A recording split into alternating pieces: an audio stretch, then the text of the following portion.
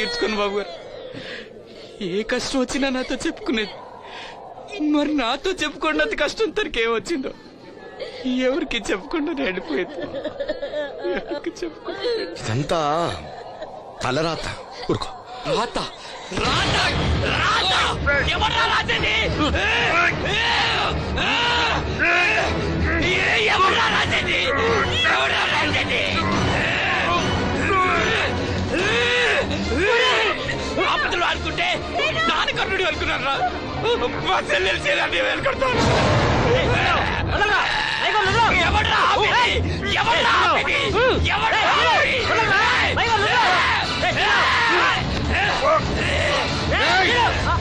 ఎవడైనా అడుగు ముందుకేస్తే చంపేస్తాను.